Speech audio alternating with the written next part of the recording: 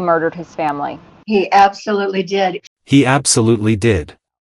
Those were the words. 3 words from a man who spent 7 months in the prison cell directly next to Chris Watts, speaking through thin walls every single day. And what he says Watts told him has never appeared in any courtroom, never been placed under oath, and never been formally investigated. But before we get to that, there is something you need to understand about how this case was closed, and more importantly, what closing it actually left behind. If you are new here, this is the Evidence Hollow, where we go beyond the verdict and into what the record actually shows. If this kind of deep, document-driven storytelling is what you are looking for, hit subscribe now and stay with us because this one goes very deep. In August 2018, Shannon Watts returned home from a business trip in the early hours of the morning. She was 34 years old, 15 weeks pregnant, and the mother of 2 daughters. Bella was 4. Celeste was 3. The baby she was carrying, a boy she had already named Nico, would never be born. By the time the sun came up on August 13th, all 4 of them were gone. Chris Watts was arrested, charged, and on November 6, 2018, he pleaded guilty to avoid the death penalty. He received 5 consecutive life sentences without the possibility of parole, along with additional time for charges related to Shannon's pregnancy and the treatment of the remains. The legal case closed. The conviction stands. None of that is in dispute. But here is the part that has never been fully resolved. Because Chris Watts, sitting in a maximum security prison in Wisconsin, picked up a pen. He wrote letters. He kept journals. He gave confessions in writing to people who were not law enforcement and not bound by the limits of a formal investigation. And in those writings, he pointed a finger. Not only at himself. At someone else. Someone who was never charged, never placed under oath, and who to this day has not answered a single question in a courtroom. Her name is Nicole Kessinger. To be clear from the start, Nicole Kessinger was never charged with any crime. The Weld County District Attorney made a prosecutorial decision in 2018, and that decision is part of the official record. But what is also part of the official record, documented, timestamped, and confirmed by law enforcement, are a series of forensic findings that were raised, acknowledged, and then never formally pursued. That is the gap this story lives inside. Not what a jury decided, but what investigators had in front of them and what they chose not to press. So who was Nicole Kessinger? Because the version that circulated for years was brief. Coworker. Deceived. Cooperated with police. But her actual background tells a more specific story. She held a Bachelor of Science in Geology from Colorado State University. She worked as a field engineer through a company called Tamsin Geosciences, a contractor operating directly at Anadarko Petroleum, the same company Chris Watts worked for. This was not someone on the periphery of his professional world. She understood oil field operations from the inside. She knew the difference between roles, the scope of different responsibilities, and what each position at a site like that was and was not authorized to do. Hold on to that detail, because it becomes one of the most significant pieces of the entire story. According to what Kessinger told investigators, the relationship began in June of 2018. She said Chris told her he was separating from his wife. She said she genuinely believed she was not involved with a man in an active marriage. That was her account, given across 6 separate recorded sessions with investigators. But in February 2019, when Colorado Bureau of Investigation agents traveled to Wisconsin to conduct a follow-up confession with Watts, he told a different story entirely. He said Kessinger had seen a photograph of Shannon on his phone lock screen. He said she knew he was married. He said she knew he had children. And he confirmed, in his own words on the record, that she had lied to investigators when she said otherwise. He also described the relationship in a way that deserves close attention. He said every time he was with her, it felt like a blinder in his face. He said he felt she had pursued him, which was unusual for him. He described feeling more like himself around her, more in control. And then he used a phrase that, once you hear it in context, you do not forget. He said it was like a roller coaster ride he kept punching the ticket on and could not get off. That description matters because of what it says about who Chris Watts was before Kessinger entered the picture. By every account from people who knew him, he was passive. Conflict avoidant to a degree that bordered on invisible. His own family described him as someone who would rather go silent than push back on anything. Messages recovered from Shannon during the investigation showed her expressing frustration with how little he communicated, how he would shut down rather than engage, how she often felt she was talking to someone who had already left the room. And then, within weeks of this relationship beginning, this same passive and conflict-avoidant man was contacting a realtor about the family home his wife and daughters were living in. He was discussing timelines. He was laying groundwork for a future that did not include the family he had spent 8 years building. That is not the behavior of someone acting on a quiet, private impulse.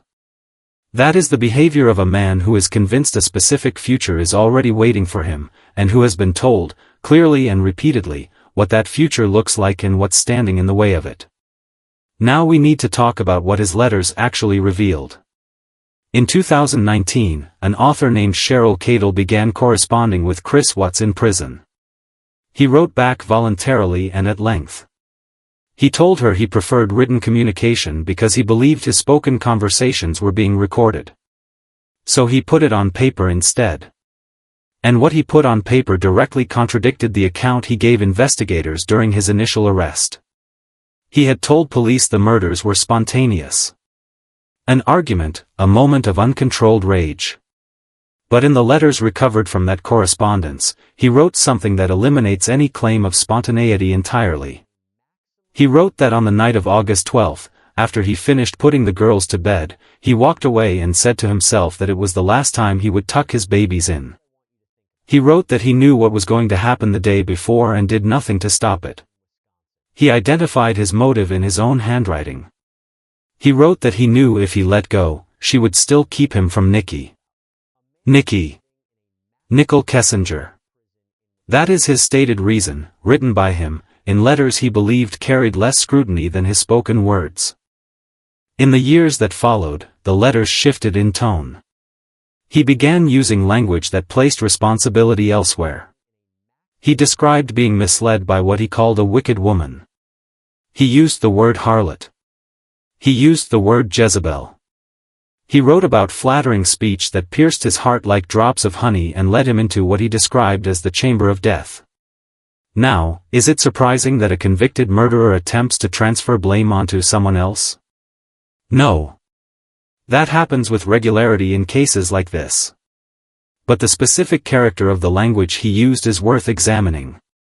He was not describing a mutual arrangement. He was not describing an equal partnership in planning. He was describing himself as someone who had been led somewhere, directed, drawn in by a force he felt unable to resist or refuse. That is a consistent picture across multiple letters, across multiple years, written for different recipients under different circumstances. And then in 2025, someone who had direct access to Watts published a book that added an entirely new layer to that picture. In 2020, Watts was housed at Dodge Correctional Institution in Waupun, Wisconsin. In the cell directly beside him was a man named Dylan Tolman. For 7 months, these two men talked through the wall between them. Every day. About faith, about women, and about what Watts said had actually happened on August 13. In 2025, Tolman published an account of those conversations. The published description of that book contains 4 words that do not appear anywhere in the official court record connected to this case. Chris admits he had an accomplice. That is not a theory. That is not internet speculation. That is the described content of a published book attributed to a man who was physically present beside Watts for 7 consecutive months. Tolman also described something in interviews that functions as a behavioral framework for everything else in this story. He said Watts follows a consistent pattern with women. He said Watts will meet someone and she becomes his entire world almost immediately. He said Watts becomes so consumed by that attachment that he will do whatever that person asks of him. Whatever they ask. If that pattern is accurate, and if someone in his life was providing direction in the hours before August 13th, the question the official record never formally answered is who was directing, and how specifically. What we know from the documented record is this. On the night of August 12th, the night before Shannon came home, Chris Watts and Nicole Kessinger were on the phone together for 111 minutes. That call is logged, timestamped, and confirmed in the official discovery file. What was said during those 111 minutes was never formally pursued by investigators. Not once. And that is where the documented evidence waiting inside the official discovery file becomes impossible to look away from. Because what law enforcement had in front of them, confirmed and time-stamped, raises questions that were asked and then quietly set aside. We are going to walk through all of it in detail, and none of what follows is speculation. Before we get there, if this is the kind of deep and document-driven investigation you want more of, the evidence hollow is where it lives. Like this video, subscribe to the channel, and stay with us because part 2 is where the forensic record takes this somewhere you will not see coming. Before investigators ever heard her name from her own mouth, they already had it. That detail alone should tell you something about how this part of the story unfolds. Because the sequence of what Nicole Kessinger did in the 48 hours after August 13th, and the sequence of what investigators chose to do with what they found, are two separate stories running in parallel. And when you place them side by side against the documented record, the picture that emerges is one that the official case never formally addressed. On August 14th, the day before she made any move toward law enforcement, Kessinger cleared her phone. Not selectively. Not partially. Everything. Every message, every photograph, every contact, every email. Everything connecting her name to Chris Watts was removed from that device. She then contacted Chris and told him to do the same on his end. She also reached out to a close friend named Charlotte, who had received personal photographs of Chris and detailed private conversations about him, and told Charlotte to delete their entire thread as well. That is documented in the official discovery record. It happened the day before she presented herself to investigators as someone willing to cooperate. At 5 in the morning on August 15th, before Kessinger made a single move toward law enforcement, Anadarko's security manager called investigators and gave them two names. Chris Watts and Nicole Kessinger. Law enforcement already had her name. Nearly 3 hours later, at 9:50 that same morning, she contacted investigators. And here is what her phone was doing during that same window, while she was positioning herself as a cooperative witness in an active murder investigation. Her phone ran searches on how long phone companies retain text message records, what investigators can access from content that has already been deleted, and the legal distinction between the existence of a message and the recoverable content of that message. Then she deleted those searches as well. The removal of material from a device during an active investigation is not a procedural footnote. It was confirmed. It was documented in the discovery record. The explanation she gave was that she was disgusted by Chris Watts and did not want his name remaining on her device. That explanation was accepted. The interview moved forward. Now the phone calls on the night of August 13th require specific attention, because what the records show and what her account offered in response do not align in any way that holds together under examination. Between 9:48 in the evening and 2:18 in the morning, phone records document that Kessinger and Watts connected across multiple calls with a combined duration of 156 minutes. 2 hours and 36 minutes of conversation. On the night that Shannon and her daughters had been publicly reported missing. On the night a statewide alert had been issued. On the night their photographs were already circulating across news coverage. When Detective Kobach walked her through those calls in the recorded sessions, reading the timestamps aloud and asking her to account for what was discussed across each one, she told him her memory of those conversations was unclear. What makes that answer significant is the contrast it creates with everything else she offered across those same sessions. Her recall of earlier events was organized and precise. Specific locations, specific dates, specific conversations from weeks prior delivered with clarity and detail. Her memory of July 2018 was sharp. Her memory of the single most consequential night in the entire case was, in her own stated words, unclear. She offered to come into the station and manually work through her messages to fill in what she could not account for verbally. That meeting was never arranged. She never returned. No investigator followed up on the offer across any of the remaining sessions. And then there is what happened at 1:51 in the morning. Kessinger called Chris Watts. At 1:58, while that call was still active, Chris began receiving incoming calls from the Frederick Police Department. The two of them ended their call. Chris called the officer back at 2:05 in the morning on his work phone. And within seconds of that police call connecting, within seconds of an officer beginning to speak with the man at the center of an active missing persons investigation, Kessinger called Chris's personal phone. Both lines were live simultaneously. The officer on the work phone, Kessinger on the personal line, at 2 in the morning, while Shanann and her daughters were still listed as missing. Investigators who reviewed that sequence noted what the timing implies. She was on that line in real time while the officer was speaking with him. She has never been formally asked to explain why she called back at that precise moment. The 2:05 call was the last documented contact between Nicole Kessinger and Chris Watts, placed shortly before she surrendered what remained on her phone to investigators. Now the forensic report. In October 2018, Detective Michael Prill submitted his findings to the Weld County District Attorney's Office, and what he documented inside that report has received almost no sustained public attention despite being one of the most significant documents in the entire case file. Prill documented that Chris Watts had a hidden application on his phone designed to appear as a standard calculator. Photographs were being sent and received through that application entirely outside any normal message thread. Tracing the full content of those images would have required a separate investigative process. That process never happened. Prill documented Kessinger's use of Skype, a platform with its own independent message infrastructure that would have required a separate legal subpoena to access. Those records were never requested.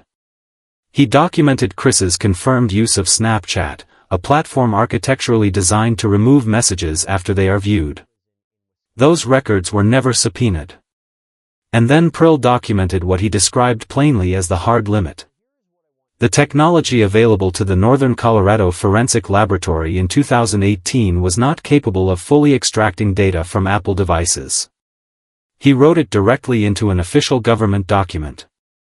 He estimated that hundreds of messages, and potentially far more, were permanently beyond what that laboratory could recover. The investigation was declared complete with that limit still in place and that data still unreachable. But there is one word Prill used in that official report that stops researchers cold every time they reach it. One word placed into a government document submitted to the district attorney to describe Kessinger's voicemails and her conduct across the material he had reviewed. Creepy. That was the word a forensic detective chose and committed to paper in an official submission to the prosecution about a woman that same prosecution had classified as a cooperative and credible witness. That report was submitted on October 30, 2018. 7 days later, on November 6, Chris Watts pleaded guilty. No trial. No cross-examination. No moment where Nicole Kessinger could be placed under oath in front of a defense attorney who had read every word Prill documented about the hidden application, the unexamined platforms, the unrecovered data, and the word he chose to put in that official document beside her name. The death penalty had been a live possibility in this case. It was removed not at the initiative of Watts or his legal team. It was removed because Shanann's family asked for it. They did not want another life taken in connection with what had already destroyed theirs. The DA sought their input before agreeing to that condition. That decision belonged to them, and it was an act of profound humanity. But its consequence was permanent. Every door that could have led toward a courtroom closed inside a 30-day window. And everything the discovery file had been building toward stayed exactly where it was, confirmed, documented, and unresolved. What DA Rourke said publicly about Kessinger's role is also worth examining with precision. He described her information as a bombshell that helped build the prosecution. He said in open court that Chris appeared to have had every intention of starting a new life with her. That is not the language a prosecutor chooses to describe someone he believes had no awareness of what was forming around them. He did not say she was innocent. He said the evidence at that moment did not support charges. Those are not equivalent statements. The space between them is where every unanswered question in this case continues to exist. On November 19, 2018, Judge Marcelo Kopkow sentenced Chris Watts at Weld County District Court. After 17 years on that bench and thousands of criminal cases, the judge stated directly that this was the most inhumane and devastating crime he had encountered across his entire career. 5 life terms without the possibility of parole. An additional 48 years for the unlawful termination of Shannan's pregnancy. 36 years for charges related to the treatment of the remains. Chris Watts will die inside that facility. The sentencing was final. The prosecution was closed. Nicole Kessinger gave one interview following the case, a single conversation with the Denver Post in late 2018. She described herself as deceived and misled. She said he lied about everything. And then she went silent. In October 2020, the same month the Netflix documentary American Murder reached a global audience and directed millions of new viewers toward her name, she filed to legally change her name in Jefferson County, Colorado. The documentary arrived. The name change followed. In January 2025, she appeared briefly and unintentionally in video footage from a funeral service in Billings, Montana, identified from a few seconds of footage by online researchers. That appearance was not staged. In February 2026, a published report examining her current whereabouts included commentary from a privacy expert who noted that successfully maintaining this level of invisibility in the current environment requires a specific and sustained level of effort and knowledge that most people do not possess. The report indicated she may currently be living under the name Nicole Miller. 8 years have passed since the official investigation closed. And here is what that closure did not resolve. A 5-month gap between a documented name search and her stated relationship start date, confirmed by the DA and never independently investigated. A cell tower ping placing her device near the Watts family home on the morning of August 13, documented and never formally explained. A text message requesting photographic proof of a location on the only day that location became the center of a murder investigation, with no equivalent request anywhere in months of prior communication, documented and never questioned. A forensic report using the word creepy to describe the conduct of the prosecution's cooperative witness, submitted to the DA and never pursued. 3 platforms whose records were never subpoenaed. Hundreds of messages acknowledged as unrecoverable under 2018 conditions that may not be unrecoverable today. Because that is what has changed. The limit Prill documented in 2018 is no longer the limit. Modern forensic tools operate significantly beyond what existed when that report was written. Deleted content that was once considered permanently gone is increasingly recoverable. Application data that was once sealed inside a device can now be extracted through methods that did not exist when this investigation closed. The Skype account was never subpoenaed, which means those records may still exist, held by the platform, waiting for a legal request that never came. The hidden calculator application was documented but never fully traced. Snapchat has since been subject to legal processes in other high-profile investigations, with metadata, timestamps, and account activity proving recoverable in ways that were not available in 2018. None of those avenues were pursued when the case closed, and closing a case around a guilty plea is not the same as answering every question the evidence raised. DA Rourke made a legal determination in 2018 that the evidence at that specific moment did not meet the threshold required to move forward with charges. That decision was made before the January search was independently examined, before Skype records were ever requested, before Snapchat was subpoenaed, and before Prill's documented limit was treated as a starting point rather than a stopping point. It was not an acquittal. Courts issue acquittals. This was not a court finding. It was not a declaration of innocence. It was a prosecutorial decision made at a point in time, under conditions that no longer fully apply. And now there is a published book, available right now, in which the man convicted of these murders told the person in the cell beside him that he had an accomplice. That cell tower ping was not created by a cellmate. That timeline was not invented by an author. That question was sitting inside the official discovery file years before any book existed. It simply never received the answer the evidence was pointing toward. Was every question answered? Or was the case simply closed? Those are not the same thing. They have never been the same thing. And that difference is what this record demands we continue to examine. If you have stayed with us through both parts of this investigation, you already know this is the kind of research we are committed to at the Evidence Hollow. Every claim sourced, every gap named, every document examined without cutting corners. If this is the standard of true crime storytelling you want more of, subscribe to the Evidence Hollow right now and leave one question in the comments below. Not a theory. Not speculation. Just the single thing from everything covered across both parts that you believe deserves a formal, official answer and has never received one. Because unlike the people who had this evidence confirmed in front of them and moved on, we are not moving on.